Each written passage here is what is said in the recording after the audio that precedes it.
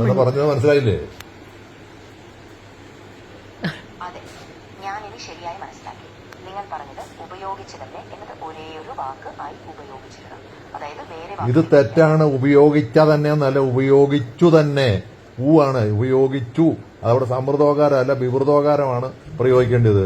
ഉപയോഗിച്ച തന്നെ എന്നല്ല, ഉപയോഗിച്ചു തന്നെ വരുന്ന ഒരേ ഒരു ഒറ്റ വാക്കായിട്ട് എഴുതണം. വേറെ വാക്ക് വിഭജിക്കാതെ.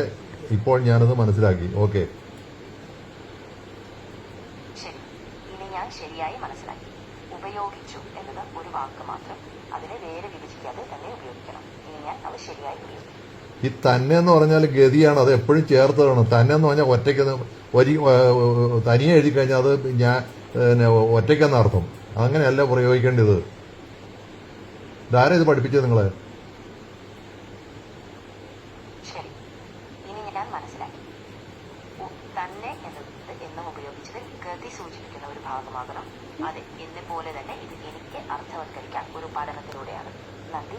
നിങ്ങൾക്ക് പറഞ്ഞതിന് ഞാൻ ശ്രദ്ധിക്കും. അതെ എന്നൊരു വാക്കില്ല. അത് അധികം അതേ നീട്ടണം. ഇങ്ങനെ ഇനി മേലെ പറഞ്ഞിരുന്നത്. എന്നെ പോലെ എന്നല്ല, എന്നെപ്പോലെ തന്നെ ഒറ്റ വാക്കാണത്. അർത്ഥവത്കരിക്കാന്നൊരു വാക്കില്ല.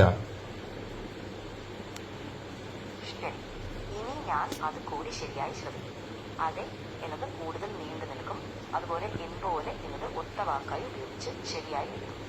ഞാൻ പറഞ്ഞ ഒറ്റ എന്ന് പറഞ്ഞാലേ കളരിപ്പയറ്റ് ഉപയോഗിക്കുന്ന ഒരു ആയുധമാണ്.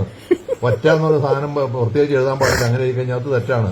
ഒറ്റ വാക്കെന്നുള്ളത് ചേർത്ത് പറയണം. അതെ എന്നത് കൂടുതൽ നീണ്ടു നിൽക്കുമെന്നല്ല പറഞ്ഞു, അതേ എന്ന് നീട്ടണമെന്ന് ഞാൻ പറഞ്ഞത്. ഈ അതെ എന്നൊരു ഹ്രസ്വമായിട്ടുള്ള വാക്കില്ല.